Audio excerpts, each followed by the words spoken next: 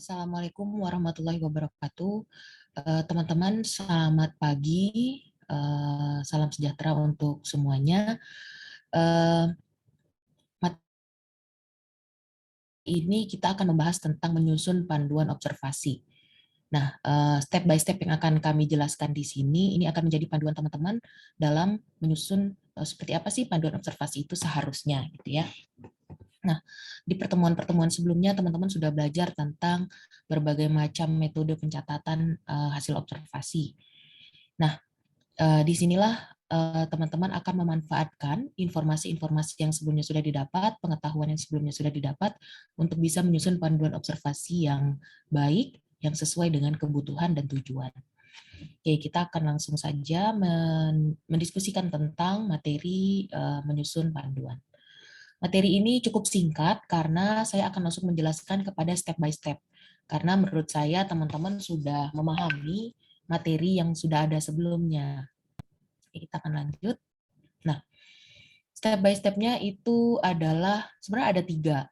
Yang pertama, tentukan dulu tujuan observasi. Seperti yang kita tahu bahwa tujuan observasi itu merupakan hal terpenting yang harus ditentukan di awal sebelum kita melakukan observasi ataupun sebelum kita akhirnya menyusun panduan observasi yang lebih detail. Apa sih yang menjadi tujuan? Nah, teman-teman mungkin sebelumnya sudah diinstruksikan untuk memilih eh, topik apa yang akan diobservasi pada anak usia TK, yaitu usia 4 sampai 6 tahun. Nah, apa yang akan diambil dari rentang 4 sampai 6 tahun itu sebenarnya itu banyak yang bisa diobservasi. Untuk usia 4 tahun aja itu bisa berbeda apa yang akan diobservasi dengan pada usia 6 tahun. Itu yang pertama kali harus ditentukan. Sampai nanti akhirnya spesifik pada perilaku apa. Mungkin misal teman-teman akan mengobservasi kemampuan motorik, kemampuan motorik kasar, misalnya seperti itu ya. Kemampuan motorik itu ada apa aja? Ada motorik kasar, ada motorik halus. Kemudian perilaku motorik kasarnya itu mungkin juga ada beragam gitu ya. Bisa spesifik motorik kasar secara umum atau lebih spesifik lagi dari motorik kasarnya apa yang eh, mau diobservasi gitu. Bisa juga sampai di titik motorik kasar aja misalnya kayak gitu. Jadi nanti karena mau yang dilihat adalah motorik kasar, nanti itu akan menentukan metode pencatatannya, kapan akan dilakukan, apakah ada stimulus yang harus diberikan atau tidak gitu. Semua itu akan terjawab gitu ya. Kemudian tentukanlah poin-poin penting yang ada di dalam panduan prosedur observasi. Pertama, siapa yang jadi observer itu harus jelas. Kalau di sini mungkin yang menjadi observer adalah mahasiswa semester 4, mahasiswa psikologi semester 4 gitu ya. Kemudian siapa observinya? Tadi observinya adalah siapa? Anak usia prasekolah atau anak usia taman kanak-kanak, kelompok usia itu kelompok usia yang mana gitu. Karena tadi kami bikin rentang, kami berikan instruksi rentang 4 sampai 6 itu memberikan keleluasaan untuk teman-teman memilih. Tapi kalau lihat spesifik lagi usia 4 tahun, 5 tahun, 6 tahun itu pasti ada perkembangan yang berbeda, ada perkembangan yang sama, hampir sejalan gitu. Nah, itu yang harus teman-teman pikirkan. Motorik halus pada usia 4 tahun sama usia 6 tahun tentunya berbeda yang target yang harus dicapai gitu ya. Nah, itu yang harus teman-teman tentukan. Jadi nanti kalau menentukan bukan lagi usianya 4 sampai 6 tahun tapi teman-teman memilih 4 tahun. Jadi misalnya 4 tahun 0 4 tahun 0 sampai 6 bulan gitu. Jadi nanti yang jadi observinya harus sesuai dengan kriteria umur tersebut. Itulah yang teman-teman cari dari observinya. Kemudian perilaku apa yang akan diobservasi? Tadi tujuan observasinya sudah jelas. Misal contoh motorik kasar tadi ya. Perilakunya apa aja yang akan diobservasi? Nah, kita balik lagi di motorik kasar ini pasti akan berlaku ke konsep ya. Dari konsepnya motorik kasar pada anak usia 4 tahun usia 4 tahun 0 sampai 6 bulan itu apa aja sih motorik kasar yang harus mereka lakukan, yang seharusnya mereka mampu lakukan gitu. Perilaku itu kita kumpulkan. Sumbernya dari mana? Tidak lain dari teori gitu ya, perilakunya apa aja, yang itu nanti kita akan punya daftar gitu ya. Kemudian di mana observasi akan dilakukan. Misalnya apakah di sekolah mereka atau di rumah anak itu sendiri gitu ya. Kemudian kapan rencananya observasi akan dilakukan. Nah, ini akan disesuaikan tadi. Contoh, oh perilakunya motorik kasar. Motorik kasar di rumah bisa, di sekolah bisa. Jadi kapannya mungkin juga bisa ditentukan, tidak harus di usia sekolah, di jam sekolah. Tapi kalau misalnya berkaitan dengan dia harus bermain dengan temannya, misalnya perilakunya ya, atau dia harus ada interaksi dengan orang lain, dengan guru, maka observasi harus mau tidak mau harus dilakukan di lingkungan sekolah yang memungkinkan situasi itu muncul. Terus kemudian bagaimana teknik pencatatannya? Nah, tadi coba dilihat lagi, balik lagi ke tujuannya apa yang akan dilihat, kemudian perilaku apa yang akan diobservasi, maka kita akan bisa menentukan teknik pencatatan apa yang akan digunakan gitu ya. Apapun metode pencatatannya, teman-teman juga harus menggunakan metode pencatatan anekdot gitu ya, ada deskripsi juga gitu. Jadi misalnya nih, oh saya maunya pakai behavioral tally deh gitu kan. Oke, pakai behavior tally tapi juga menggunakan anekdot untuk tambahan ketika ada kejadian-kejadian menarik luar biasa yang bisa digunakan untuk memperkuat hasil observasi kita tapi tidak ada di dalam panduan gitu. Kemudian behavior sampling yang mana yang digunakan? Nah, teman-teman ingat penjelasan kelompok sebelumnya, ada yang namanya continuous behavior sampling, ada intermittent behavior sampling, kemudian ada interval behavior sampling. Yang mana yang akan teman-teman gunakan? Itu harus ada argumentasinya. Gitu ya. Jadi, khusus untuk jawaban D, E, F, dan G itu apapun yang teman-teman rencanakan harus ada argumentasinya. Apa yang melandasi teman-teman akhirnya mengambil keputusan seperti itu. Nah, kemudian kalau dalam panduan itu kan biasanya lengkap ya, sampai teorinya tuh juga ada, konsepnya juga ada di dalam itu. Nah, terakhir buatlah form observasinya. Form observasi ini harus buat sederhana aja gitu ya, tidak perlu ribet, kalau bisa yang memudahkan untuk teman-teman mencatat. Nggak ribet, jadi nggak perlu berhalaman-halaman. Jadi nanti yang digunakan dalam observasi bukan lagi, tidak teman-teman tidak perlu lagi lihat panduan, karena panduan itu harusnya sudah ada di dalam kepala teman-teman gitu ya, udah ingat semuanya gitu, tinggal form observasinya aja. Jadi ketika observasi perilaku observasi dilakukan, teman-teman tinggal mencatat. Nah, itu yang harus diperhatikan. Oke, sekarang ini adalah step by step untuk menyusun observasi item. Jadi nanti di dalam form observasi ini ada yang namanya item observasi gitu ya. Item observasi turunnya dari mana? Tentunya dari perilaku yang tadi saya bilang. Menentukan perilaku ini dari mana? Tentunya ada konsep gitu ya. Konsep yang dipilih seperti apa? Konsep yang sesuai dengan tujuan observasi.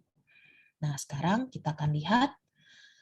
Nah, setelah menentukan tujuan dan perilaku apa yang akan diobservasi, tentukanlah semua konsep atau teori yang mendasari. Tentunya cari konsep dan teori yang paling sesuai dan terkini gitu ya, karena kalau konsepnya terlalu jadul, takutnya tidak sesuai lagi dengan situasi saat ini. Kemudian setelah itu tentukanlah definisi konseptual. Kalau definisi konseptual itu benar-benar ambil dari konsepnya. Ambil dari konsepnya gitu ya. Definisinya dari siapa itu konseptual. Nah, sedangkan kalau definisi operasional itu sudah dikaitkan dengan metode dengan observasi yang akan dilakukan. Misalnya, kalau konseptualnya itu adalah contoh tadi misalnya motorik kasar. Apa sih definisinya motorik kasar? Kan kemampuan anak untuk misalnya menampilkan perilaku-perilaku yang membutuhkan pergerakan dari otot-otot besar, misalnya seperti itu gitu ya.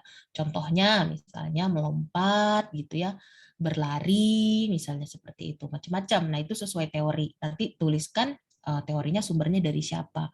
Kalau konsep yang pertama itu teman-teman kumpulkan semua konsep yang ada terkait dengan motorik kasar misalnya.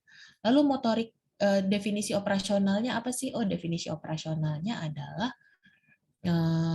kemampuan anak untuk menampilkan misalnya perilaku apa yang akan diambil gitu ya, sesuai dengan instruksi misalnya gitu, atau mampu atau tidaknya anak untuk melompat ke depan, ke belakang gitu ya, terus misalnya berdiri dengan satu kaki gitu. Jadi yang seperti itu tuh ada di dalam definisi operasional.